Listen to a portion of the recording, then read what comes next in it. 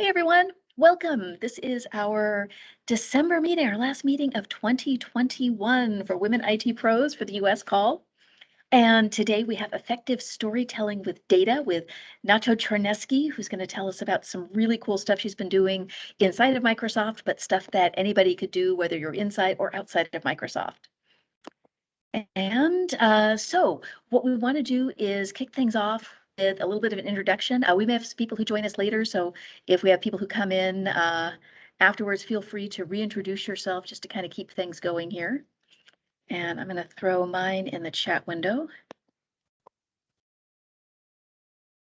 There it goes. Yeah, so tell us a little bit about who you are or what you do. You don't have to be an IT pro. We welcome everybody. And general, part of the world or country. If you have social media contacts that you want to share, we'd love to see that. And if you're going to go to any events, let us know. There may be some good events and anything else you want to share. If you're reading a good book lately, good podcast, this is a great time to share and pick up other resources. Hey, Julie. All right. Slides, move. We'll have the chat window. There may be some times when it's fine to come off mute. We also have our Women IT Pros group in LinkedIn. So if you want to throw questions out there or talk about cool stuff that you're doing, definitely welcome to participate in that way. Upcoming for Women IT Pros next Thursday, it's going to be at 8 a.m. Pacific time, but the leaders of our EU Women IT Pros are going to be doing the Christmas special. So I have the link there. It's up on LinkedIn where Carolina Salus and Nina Desnica have it up there. They're also really rocking it on Instagram. If you're an Insta person, definitely follow some of this cool stuff they're doing up there. Just, Instagram Women IT Pros. They're also doing their meetings aren't running live so much, but they're doing them in podcast form. So, definitely check out, and also the recordings for these calls we post up there. And then our next event for the US is going to be, well, US and Europe is welcome. January 31st, New Year's Eve day. We're going to move the fourth Friday meetup that we usually do in AltSpace to the fifth Friday, because fourth Friday is going to be December 21st. So I figured, no, December 24th. My brain is a little bit scrambled. I've been traveling and up late and early. So December 24th, no, that would be the fifth Friday, but the fourth Friday, we'll do it on the fifth Friday on January 31st in AltSpace VR. And that's already up there as a main event that you can find, or you can go to our Eventbrite page. And then our next US call with the speaker is going to be January 14th. And we're going to move to 9 a.m. We've been doing it at noon, but I'm hoping maybe if we move it a little bit earlier, it'll be easier for some people from Europe to join us. So we'll try that out in the new year. I wanted to mention one of our speakers who we had back in August of 2020 did a talk about how men can be good advocates and allies, and she was talking about the content that's in the book. The book finally came out, so I definitely recommend checking that out.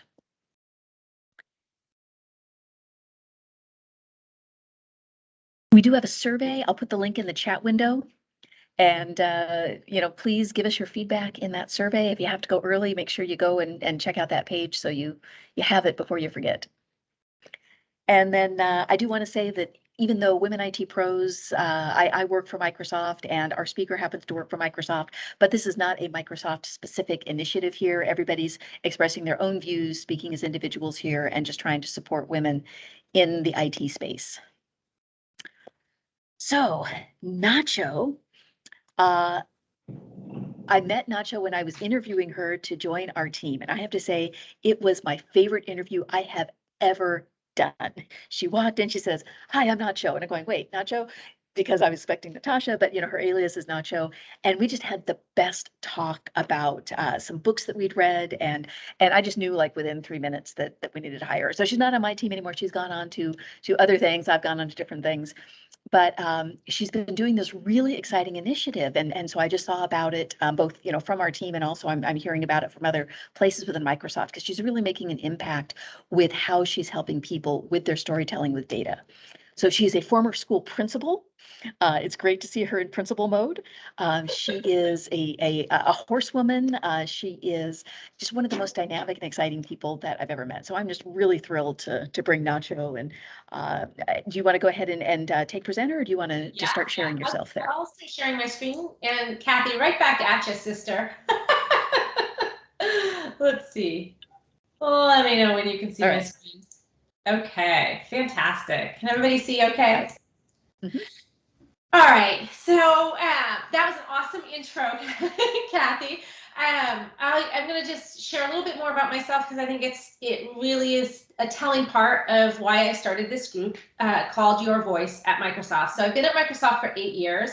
Prior to being at Microsoft, like Kathy said, I was a middle school principal. I did 2 tours of duty as a middle school principal, one in an all-girls school and one in a co-ed school. And I consider myself a middle school principal in recovery, and I will be in recovery for the rest of my life.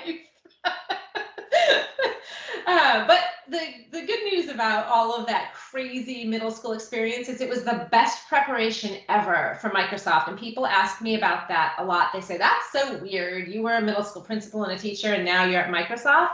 And I don't think that there's one thing I've ever encountered at Microsoft that is as stressful as being a middle school principal, because the product that we're building is somebody's child, right? Like that's how a lot of parents view schools, right? They want us to turn the crank on these uber successful, however they're defining successful, young people who can be launched into the world. So it's a lot of pressure, and way more pressure than I've ever experienced here at Microsoft, and way crazier dynamics. So I feel as if it was just an awesome platform. There's like nothing that could ever surprise me at Microsoft. I feel like I've lived through a lot of different things as a middle school principal. So super well prepared for coming in. I came in through worldwide learning and worked in education sales as well. I did a quick role in MSR, in Microsoft Research, and then was plucked over to the edu sales. And then from there, I decided this incredible smorgasbord that we call Microsoft, I wanted to go to the belly of the beast. I wanted to really go deep into an engineering team. So I took a role in which I was charged with building an innovation pipeline for Windows. So connecting our strategic enterprise customers with engineers and motivating and exciting engineers about meeting with these customers early and often throughout planning and development. So that may sound like a crazy, journey that I've been on. When I reflect on it, it all makes complete sense, especially now that I am on the Viva team, because throughout all of those adventures, I have really cared deeply about learning. I've cared deeply about measuring success, and I've cared deeply about culture. So it's no surprise that I'm in Viva now, because Viva really, those are 3 of the big pillars for our employee experience platform. But that the threads of that culture, learning, and metrics have gone through all of my work at Microsoft and my previous work in middle schools as well. So that's a little bit about me. One thing that really struck me when I started at Microsoft, I was non-technical. And I mean, I had done a lot of work in Adobe Creative Suites. Okay, I had a MacBook Pro my entire, like from the very beginning, I think, of my laptop adventure as an adult. And I landed here at Microsoft, and I realized very quickly, sitting on the worldwide learning team, that I was going to need to really skill up in terms of my technical skills. So I enrolled in a front-end web development course through General Assembly. And I was like the old lady, seriously. It was all of these hipsters from Amazon who wanted to, they were looking to skill up, different designers. And I was really like, that was it. They went from age 23 to I'm in my 50s. So, they were like, oh, she's really, turns out she's really cool. What are you doing here? That was kind of interesting. So I took that deep dive and I realized, okay, I learned how to, do JavaScript and jQuery and all that, and I could make a responsive website, but I had no clue how a computer worked. So then I started taking more online classes to understand like what really happens when you hit a key on the keyboard.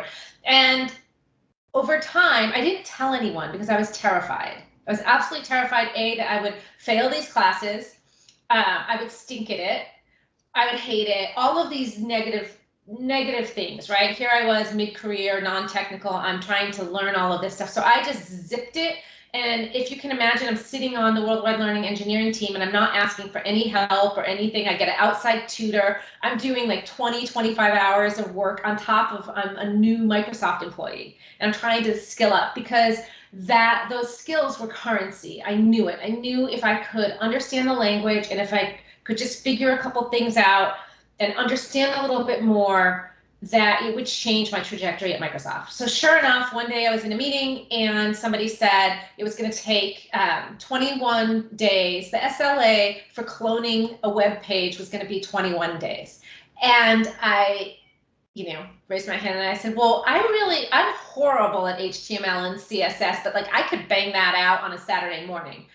And jaws dropped. And I exited that meeting and someone turned to someone else. They didn't know that I could hear. And he said to his colleague, wow, like what's up with Nacho? She's really different now. She's like, what's going on? So I thought, score one for me. I ended up telling everyone what I was doing and asking for help. And by the time I graduated from my next computer science course, I got a standing ovation from 225 Microsoft employees in my organization. And I ended up getting a promotion. And just I realized I've got to identify these deficits or these gaps that I have and like skill up. So the next thing on my journey was once I got that promotion, I landed in all of these meetings. And in particular, once I made it over into Windows, I landed in one particular meeting that had everyone from CVPs down to PM2s, 120 people in this meeting. And people would put these slides up with all of this data, right? And all of these graphs and I would go into that meeting and I would just get paralyzed because I couldn't understand. I couldn't take away from the slide with all of the graphs. What were they saying? And what did all of this mean? And how do I even know which line to follow? Because there's 4 different graphs on one slide.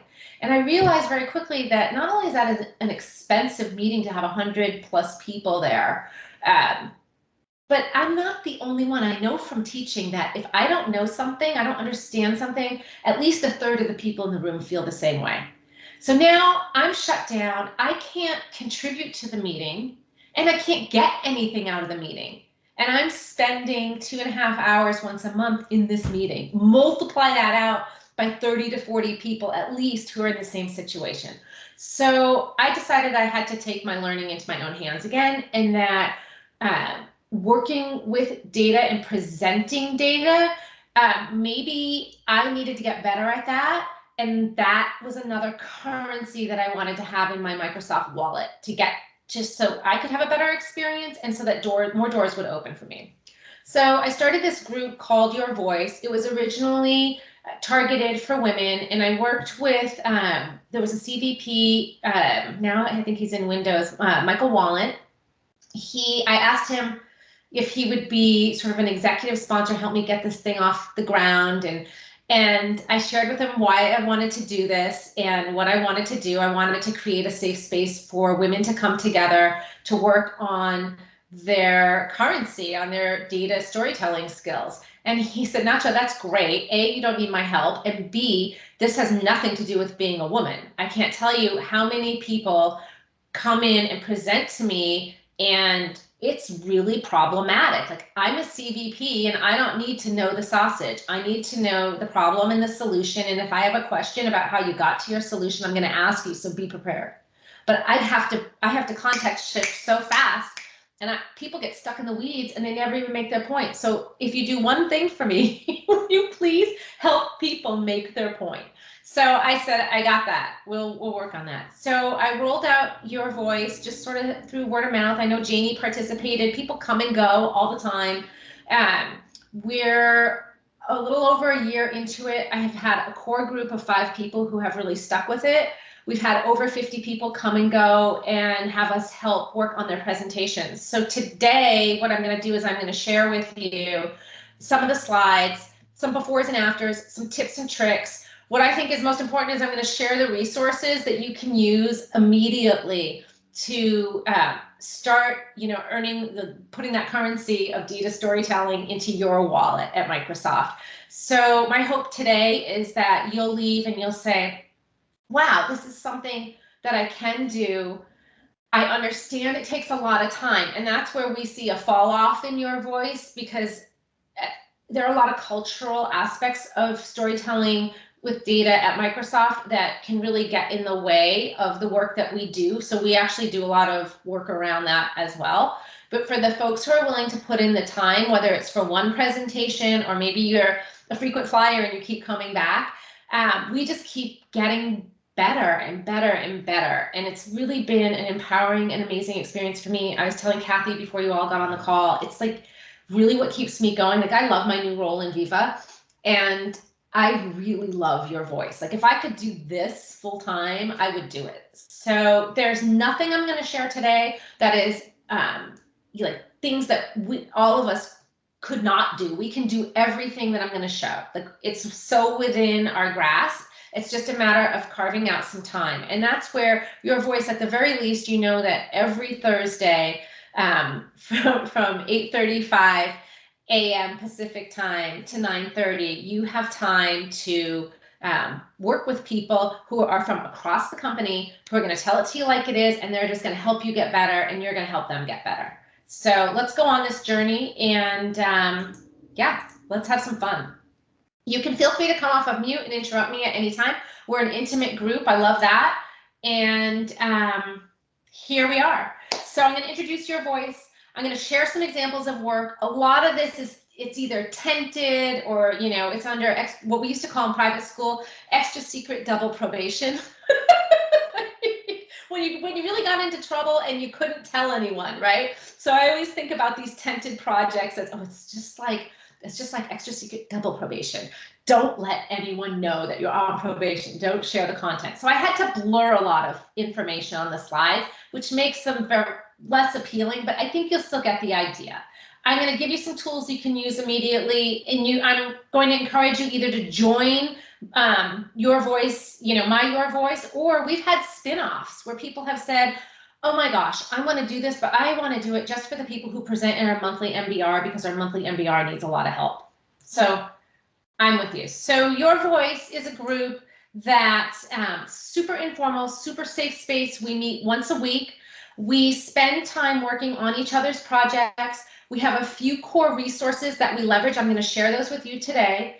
And then we've also, through the request of our frequent flyers, they've asked for some exercises that we can do. So we've been working on exercises. Sometimes that's the toughest work we do. Janie's participated in that. It can be very painful and uncomfortable.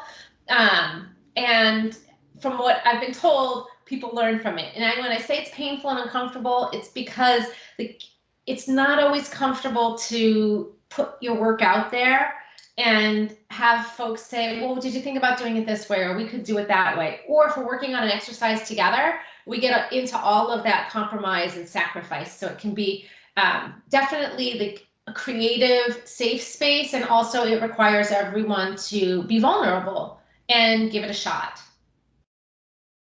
So our Your Voice journey, we started out with just really we use a lot of tables in our presentations at Microsoft. So people wanted to work on how to make their tables better, right? So we kind of moved on this, this trajectory through tables.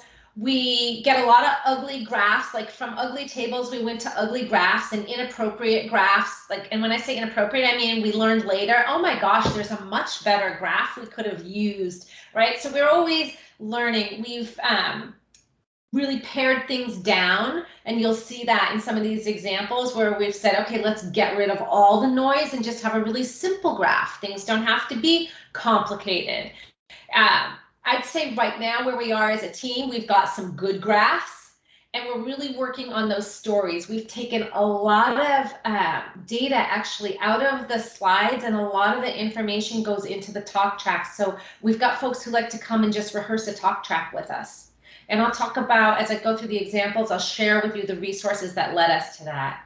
So we really are trying to focus on visualization. Decluttering is huge. I have a tool that can help with that. We're focusing on fewer words, and then again, that storytelling, that talk track. So I'm going to share work today that comes from a wide variety of people from across the Microsoft. And we can talk about each piece if we want, or we can move quickly through and then talk at the end about them. So basically, if you join Your Voice, what we're going to do is we're going to help you really simplify complex communications, like I talked about, right? Like what Michael Walnut was saying, get to the facts so that I can make a decision. We are constantly developing a toolkit. You can join Your Voice, and even if you never join a meeting, you can leverage the resources there for sure. And you can practice your communicating. So like I said, a lot of people come in, they practice a talk track. People practice demos. We've done some nice work with demos as well. And grow your storytelling with data skills, and grow just your storytelling skills in general, and build confidence, which is huge. Like I said, it's a currency at Microsoft, and I think the better we get at it, the more people, it literally turns heads. And finally, we want to help you learn how to control the conversation and the message. And sometimes that can be as simple as using a build slide, and we'll get into that too. So the first thing I'm going to share with you is a document called a slide doc.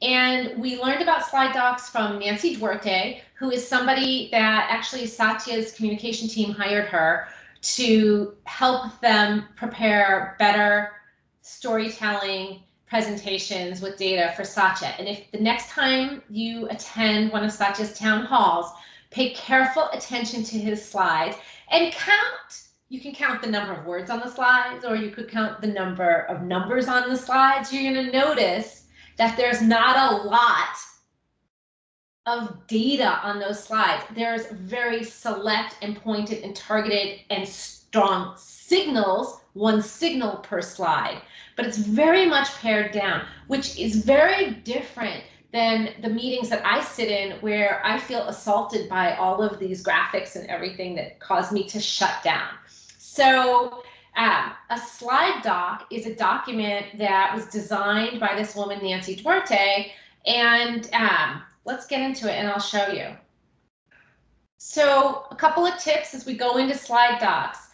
Always in our presentations, we want to make sure, one, we know what our goals are.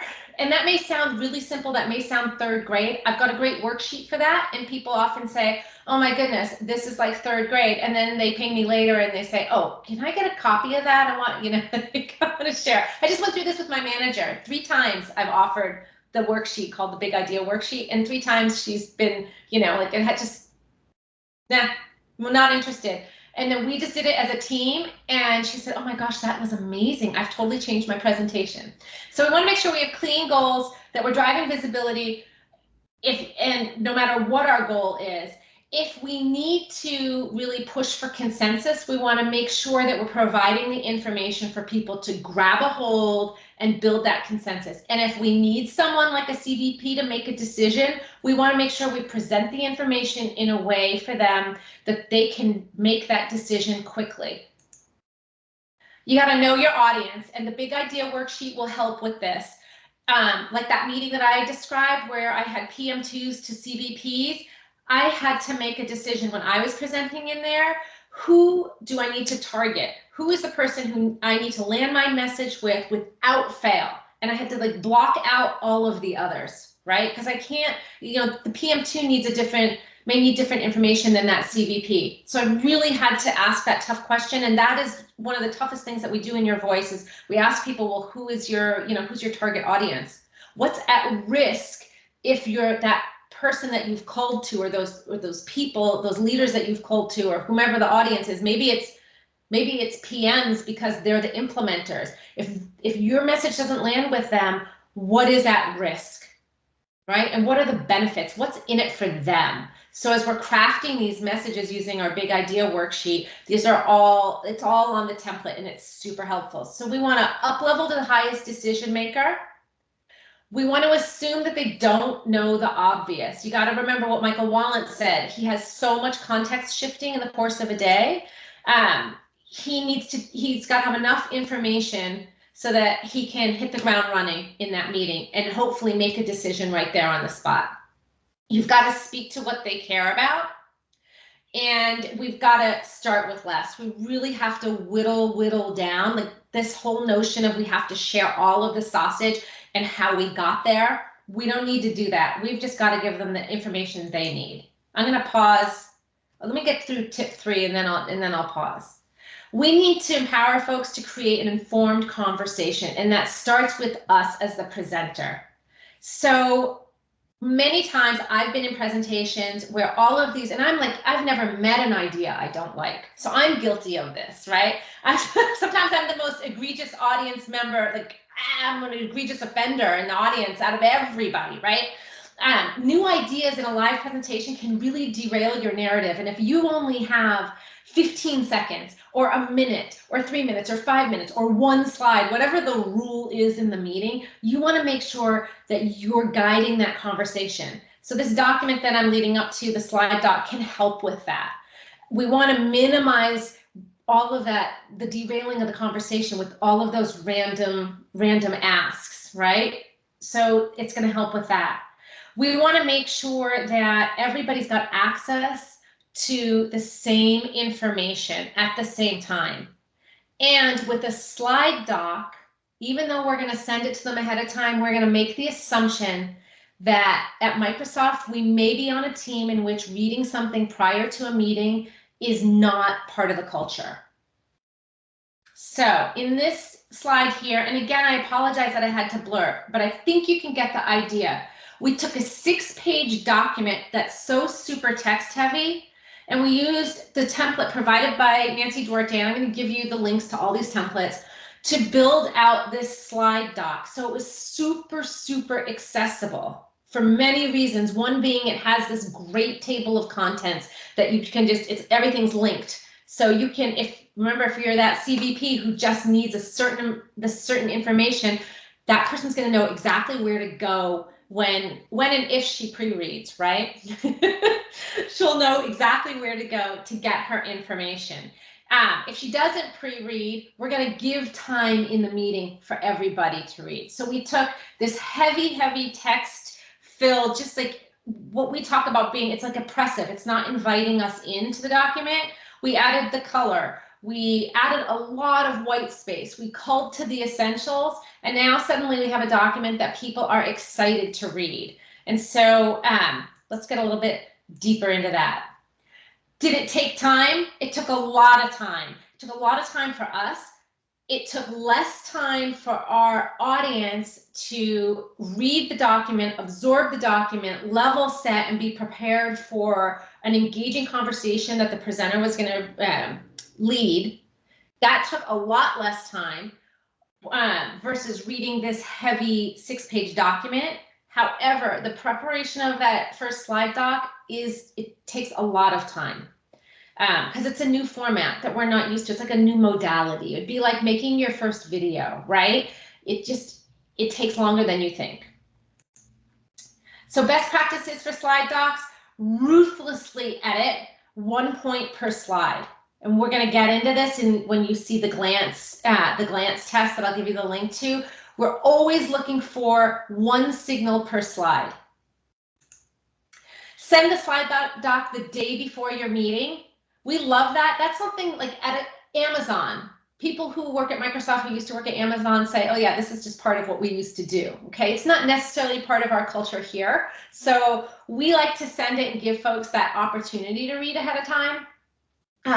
But we also know that we may be on a team or presenting to a team that's not something that people are used to. So we'll give them some time in the meeting too. Spend the first 15 minutes of that meeting letting people read that document. Now you know everybody has the same access to the same information, and now we're ready to have a discussion. Start by asking for any high-level questions or thoughts, right? So you're going to control it. Rather than let all those random questions come to you, you're going to start by saying, I'm going to open this discussion with asking you what high-level thoughts come to mind first, and let them get that out, right? And you're still controlling it, rather than have those high-level questions come at you from all different places throughout your presentation. And provide a 1 to 2 minute summary of the 3 points you really, really want your audience to take away. And then you can open it for Q&A. And just you can move through that document. If you make it through those 3 points and there's a next level of 3 points, you can go to that too.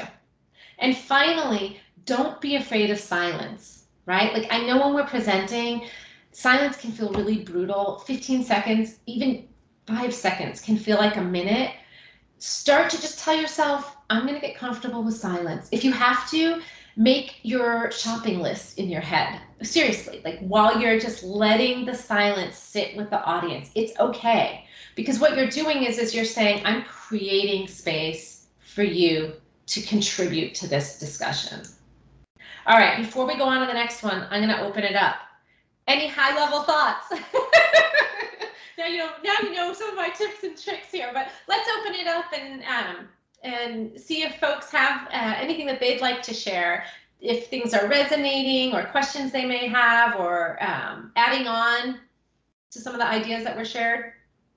Well, Julie said this is awesome, has me already thinking of opportunities to use it. Yes.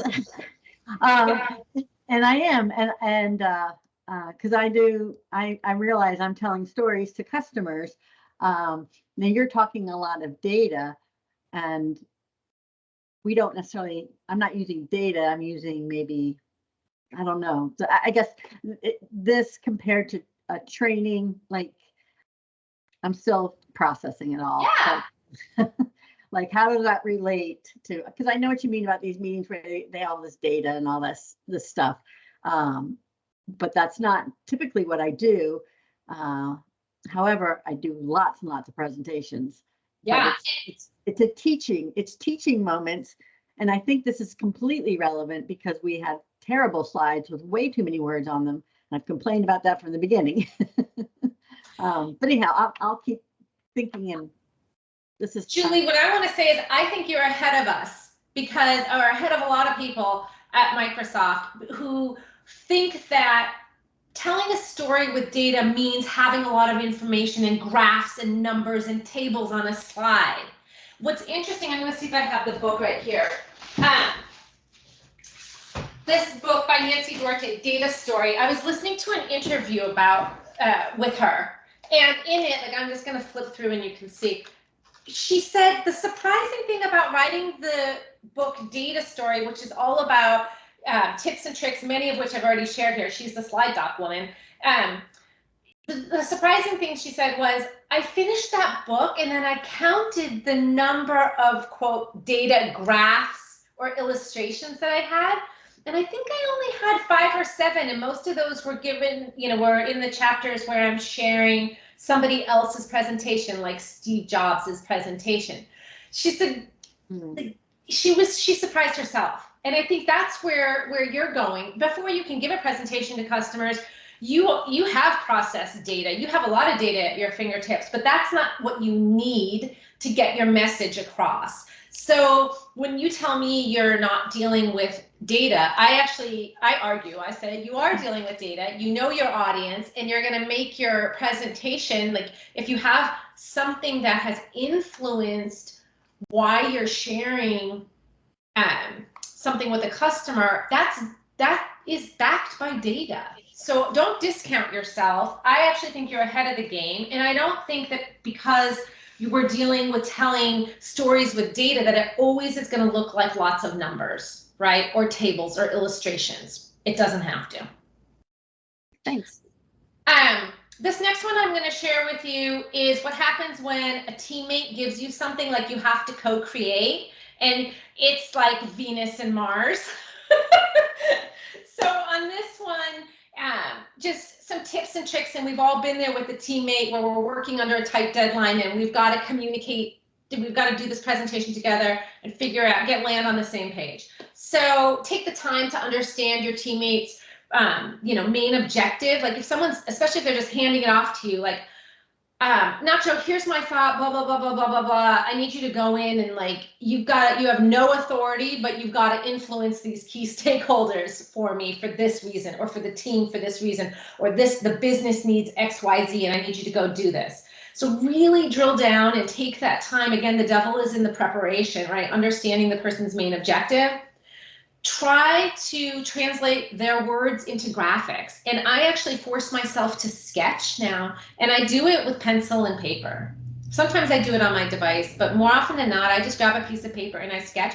Very painful for me. I am, quote, not an artist, can't draw a straight line, all of that garbage I have in my head. But I force myself to sketch. It helps me better understand the story. I want to work to eliminate noise in this, whatever this thing is that my teammate has given me that may just have a lot of information, but be very hard to distill. And I want to use a build to guide this confusing data story that my teammate has handed to me. So picture this scenario, and I had to block out because of NDA, but literally your voicer walked in and this is what her teammate gave her. It was this table, and you can see these arrows. So somehow like the data in these columns eventually related and things were made better. So here's where she landed, or we landed together. All right, there were a lot of steps. This wasn't an instant thing. There were a lot of steps in there where we tried to, remember when I showed you that trajectory of tables to ugly graphs, like we literally went through all of that. This is a build slide here. And so she was able to work with her teammate and they built out this slide, and she had to ultimately deliver it. So because she worked on it so much and went through so many iterations, she actually felt like she owned the information and she felt a lot more confident. So this is it's a big change going from this thing that my teammate gave me to here's what I'm presenting. This next one is a technical spec. So I think Janie, you might have helped with this one. It was around the time you were doing some work of your own, I think, in your voice. So this one is comes from an engineer who, she said, I don't relate to these technical specs. I've been doing them for years and they're the most uninviting documents and they're sterile. And this thing that I'm building, it has a soul. Those were her words. So for our technical spec, we're going to use the slide doc again.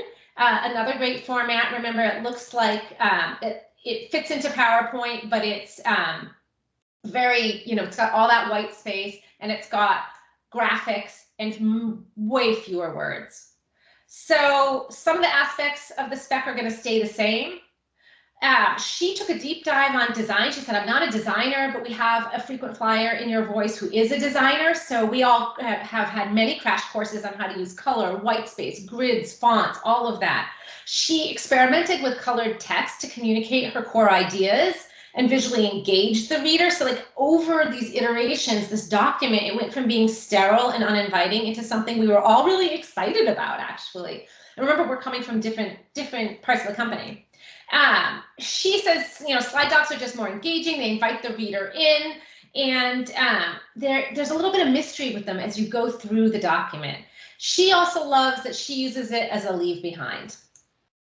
So here's your typical spec that she was used to. She was given this format and she had to follow it.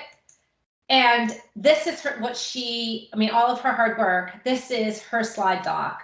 I'm going to just quickly click through. I'll give Kathy the deck to share out, or I'll put the URL in the chat. But you can see the difference. And I just used a little, lorem ipsum in here.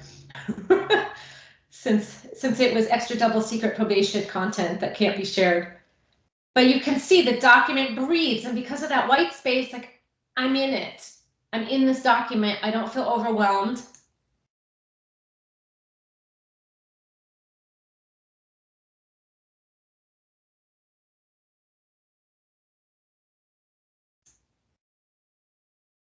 We had a lot of conversations about this this page here, which was the requirements and the priority and all of that, and what was the best way to communicate it. We left it as a table. We thought this is actually an appropriate use for a table, and for the person who the only thing they're looking for are the requirements, they're going to expect a table. So we left it like that. And then the release criteria, I can't show the release criteria, but she made it kind of fun, like a page torn out of a notebook. But again, lots of white space. It fundamentally changed how people received her spec. So this was a super exciting one. I'll pause there before I get on to this next one. Any thoughts or questions or comments, things people would like to share? Yeah, hi, this is Esther. I just have a very quick question, because I really like how you explain that the white space is very important. But I have to admit that I'm more a dark theme kind of person. So for me, the white space is very, well, aggressive, because it's, well, maybe it's because of my reading glasses, but I mean, it really jumps out. So could you also have the same effect if you're using a more dark theme in your presentations? I think so for sure. I can't say this for, you know, I don't know this as a fact, but I think the term white space came from when, you know, printing, right? On the printing press, and then create, like, I think way back to when I was teaching journalism, you know, pre-PageMaker. I'm dating myself, but you know, we would always talk about the white space in a newspaper, the white space in a magazine. So now that we can do things digitally, sure, why not do it? Like in this presentation I'm using today, that, you know, I've got the black background. Yep. It still has the same, that same effect. It's that breathing room, right? Like Esther, as you said, you feel like you can fit in there now. There's a place for me in the document. Is that feeling that you want to drive? Yeah, that makes sense. Okay, thank you. Yeah, you bet. You betcha. So this next one that I'm going to show you, again, know your audience, understand their priorities. And like I said, I'll give you the Big Idea tool to help with that. Deliver what's most important for the audience to achieve their business goals. So remember, your audience really only cares about what's in it for me, right? So the more digestibly you can serve that up, the more they're going to get out of it, and the more they're going to keep coming back to you for information. And if you can have a way to hook your audience, go ahead and do it. And then finally, less is more. Now, when you see this next slide, this is someone who is given 15 seconds once a month to do a status update. And again, I apologize, I had to blur because of the NDA content, but you can see here, it's a release readiness dashboard. There's all of this status. There's links to different things. Like, this is where she started. This is what she's landed on. Just going through, and this has been a year in progress. And it's her quote that I used at the beginning of the presentation, where somebody told her, I read absolutely everything you send now. So whether she sends something in email or she shows up for this 15-second presentation, she's got her audience hooked. And this was extremely complex because the audience had been receiving this slide for years. Right? So even we have a lot of ideas of how we're going to make this slide even better, but she literally had to bring her audience along on this journey because they could not believe that this is what they needed, because they've been trained to think they needed all of this. So it's been an amazing exercise for her. And despite her efforts to earn more than one slide, even though she's told them she could do 2 slides in 15 seconds, she's been denied. So that's like a cultural piece, right? Like, I always tell people slides are cheap, time is expensive at Microsoft. So when someone tells me you have 1 slide, I say, I'll tell you what, I'm not going to go over the 5 minutes that you gave me, but I'm going to have 5 slides because I want 1 signal per slide. But she has not been given that yet. She still gets her 1 slide, 15 seconds. So she's nailing it now. And like I said, we'll continue to work on this, and she'll continue to bring people along on that journey. And then I'm going to share some star moments that I've had some success with. And I think these are a lot of fun and something you can think about. And depending again on your level of vulnerability with the audience, like, are you feeling ready to take a risk and put something really different out there? So again, we're going to take a look at these slides. We're looking for one signal, right? We don't want multiple signals on a slide. We're going to try to create a star moment, which is something they will always remember. And I'm going to introduce another concept that's called a key observation. And that can also propel your slide into the stratosphere in a really super positive way and motivate your audience. So choose a star image that evokes emotion in your audience. I'll cover that as well. I'm going to start with a famous slide from that meeting I described to you with 100+ people, PM2 to CVP. This is typical. Like, this one is not even the worst, right? But I can't tell you where to start with this. I can't tell you what the main point is. I can't tell you what I'm supposed to take from this. I certainly can't tell you what I'm supposed to contribute to this. I don't even know where to start and where to end on this slide. So imagine now 100+ people looking at this thinking the same thing. So simply, just by pulling one of these graphs out and putting one on each slide, and then doing this, Q3 product bar support incident goal achieved. That's an observation.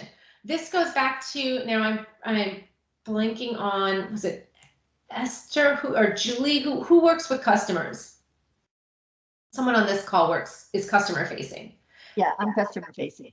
Okay, yeah, and you pointed out, well, I'm doing these presentations, but I'm not necessarily using data. One of your most powerful tools will be the observation, right? So imagine on this other slide, we just had this support insights. Okay, this is like taking a snapshot of a dashboard and putting it on a slide. Right? Graphs and dashboards, these are tools from which we need to derive observations that we can then share with our audience. If we just put a dashboard snapshot on a slide, or we just throw 3 or 4 graphs on a slide and call it insights, we're not even really we're going to force our audience to go through and force ourselves to go through this entire story of what this observation is. Versus, I don't even need to say anything and everybody's going to know what the observation is. Wow, we hit our goal. How awesome is that? And so in this simple change, just having an observation and having one graph per slide, super impactful, right? Here comes a star moment. All right. I don't have the pre-slide from this, the before slide from this. It was just, all it was text. And this is the story of somebody whose team has to take in these submissions, approve them, and then work can be done.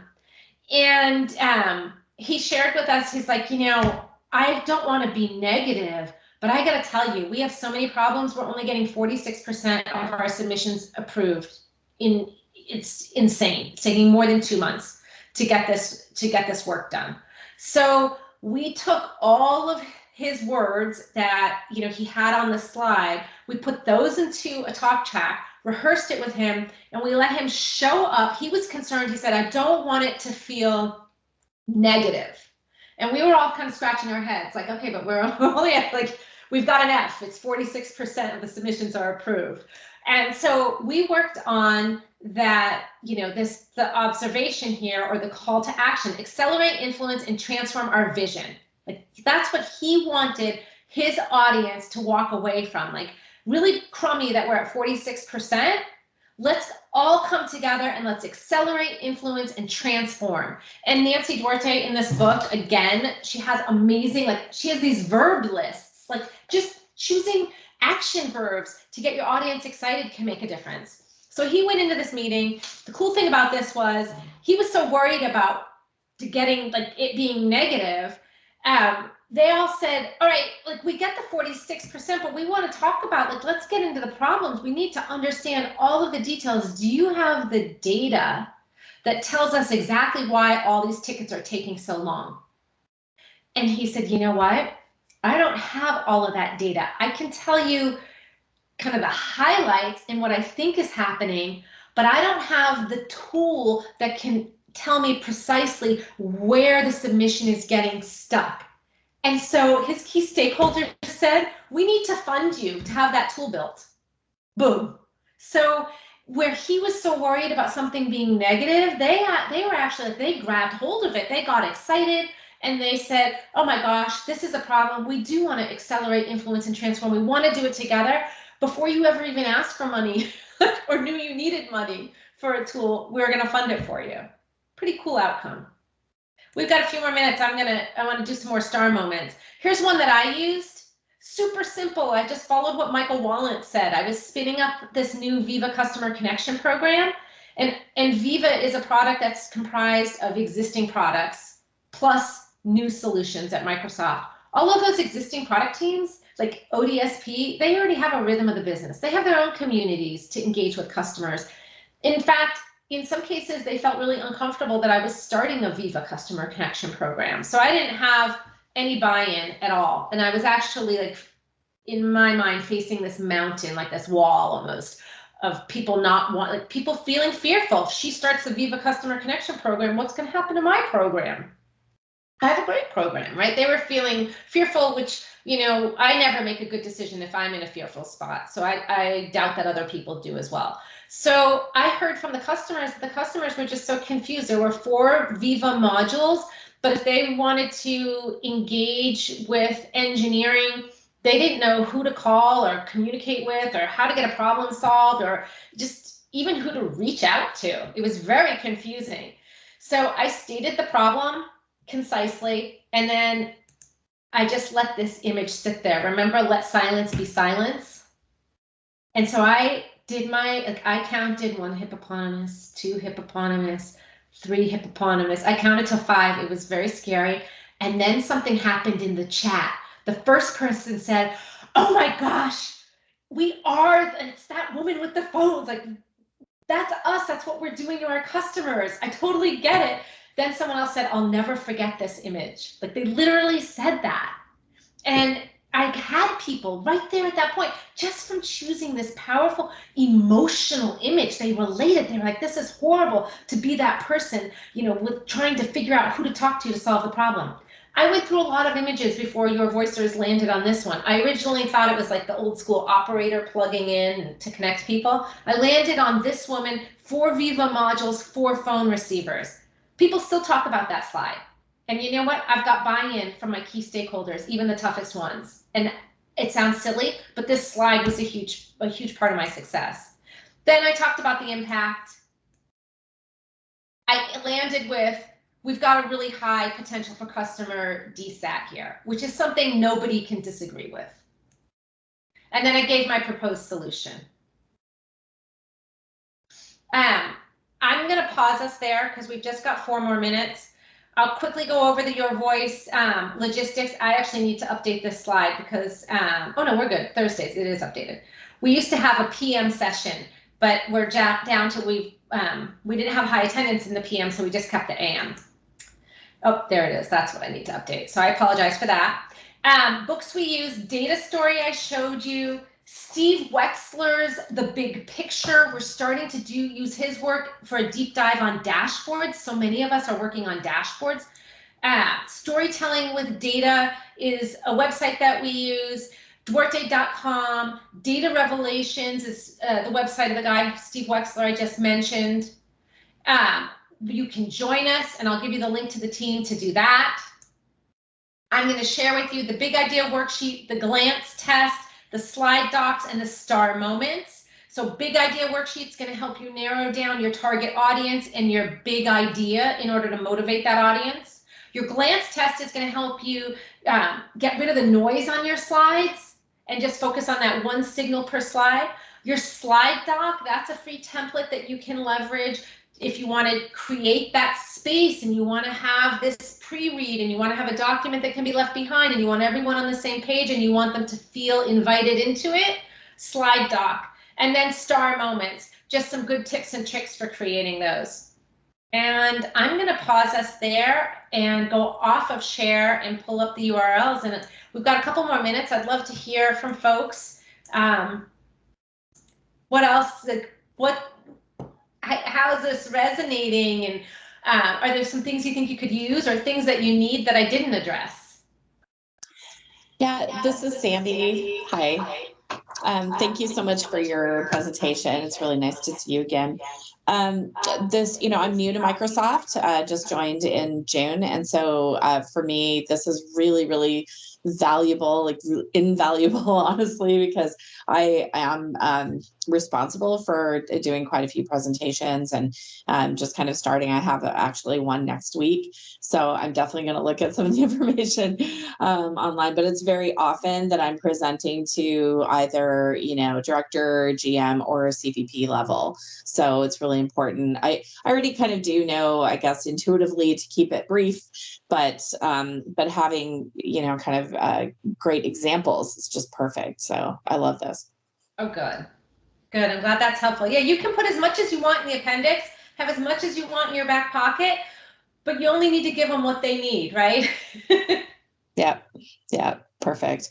And I'm really interested too in learning more about your group, because I think, that would be it would really be helpful for me to get involved if that's, that's a possibility. And I did get the link from Kathy, so that's great.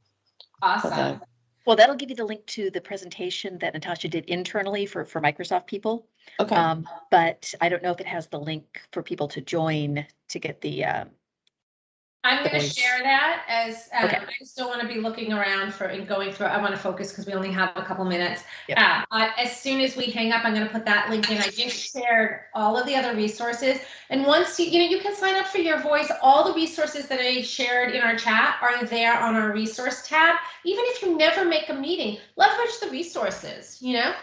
That's great. Or if you make one meeting or two meetings or whatever, it's very flexible. And people have different levels of commitment in different times. So don't feel badly or weird if you pop in and get help and we don't see you for 6 months. We get it. Great. Other questions, comments? Last call. I'll just give you a quick story. It just happened 2 days ago, and our slides are just what we show customers is just full of docs, basically, and and so we're creating some new content for our new product that we're going to be teaching with, and then they were like, "Oh, what do you think of these slides?" And I'm like, "Well, and I kind of made some comments, and I'm like, but I don't use the slides when I'm in front of customers. I just give them because they hate the slides. Nobody wants to see any marketing stuff. I talk to them and do my own thing, and I just need to translate that into slides, because the problem we have is we have some contractors that come in for a short time and they're delivering this content. So I think we've gone to, okay, we're going to teach these contractors by putting all the stuff on the slide, which is wrong, because then it's totally terrible experience for our customers. So I'm over the moon excited. This is such a perfect time. I just hope I can get enough time to put it together, because I'll be going against the stream. I know you will be going against the stream, and time is everything. That's why come into Your Voice, because then you get multiple brains on it during that hour. I think you're, like I said earlier, you're ahead of your time, ahead of many of us here at Microsoft, and your gut is right. You need to take your thoughts, your observations, and that's what so that you go in there with the customers, that's going to resonate with them, right? You know them better than anyone. And I think we do a lot of injustice when we say, okay, I'm going to translate this in-person experience into something online, or, oh, I can't omit that information because this is going to be a leave behind, right? And it's going to travel throughout the company, and I need someone to look at the slide and have all the information. we need to start thinking about different modalities. So when you go to meet with your customer, you're using one modality. If you're creating something that's going to travel, have its legs across the company, that's a different modality. That might be a slide doc, right? We've got to make these choices, and then it takes time. And I feel culturally we're always up against the time, and if we just had more time. So we're all working on carving out that time, and I think that's the toughest part. Well, it's perfect timing because everybody's canceling meetings for the holiday, so I might have a chance. Yeah, and I have to say, if you pick up one resource, if you're a reader, you know, if a hard copy is something that you really relate to, this one's, I mean, you can see all my dog ears. It's worth it, from the list of verbs to just all the tips and tricks that are in here. And like I said, you'll be very surprised. There's very few, you know, complicated graphs with numbers, because There's that not doesn't much to make it read. better. I love it. Yeah. Well, thank you so much, Nacho. It's just great to get to hang out with you, and you have such great information here. And yeah, I really appreciate you sharing this with us. I appreciate you being open to it. So anytime you want help, come to Your Voice, or if you want me back and you want to work on some stuff, we could do that too. Well, and you know, maybe one of the things that we could do, we're experimenting a little bit with the format for WomenITpros always. So in 2022, we're going to have speakers quarterly, and then we're going to, you know, try some different formats during some of those other weeks. So yeah, maybe what we do is a working Your Voice session, and bring your data, you know, that you can share in some way. You know, we may have to abstract it, and lorem ipsum is fine. But Yeah. And you know, maybe what we do is, you know, we just don't record those sessions, and, you know, give people a bit more privacy to talk about what's going on. But I think it could be a really interesting thing. So Oh, I think that would be great. And in the meantime, if you feel like you don't have the time to work on your own work, when you go into meetings, start thinking about how many signals are on this slide. What's the observation? What is this presenter trying to, you know, get me to do? Or what am I going to get out of this? Like, ask yourself, put the rigor, right? You're in the meeting anyway. So you can start working your brain that way and training your brain that way. Super, super powerful. It's our currency. thank you again. And we will be doing our next meeting. It's December 31st at 9 a.m. And then it'll be the second Friday in January, also at 9 a.m. And that'll be Jen Weigel talking about presence and presentation skills. So oh yeah, oh Jen's join us. Your Voicer. Yeah, she's Yes. fabulous. Yes, Fantastic. she is. I'm going to pop that link into chat as soon as we hang up, and then you can just request to join the team. If you're internal, for people who are watching the recording, yep. who aren't, start your own Your Voice. Yes. You know, we'll get you you have the resources. We'll help you. Yep. All right. Thanks. I'm going to stop the recording. Make it a great day. Bye. Thanks, everyone.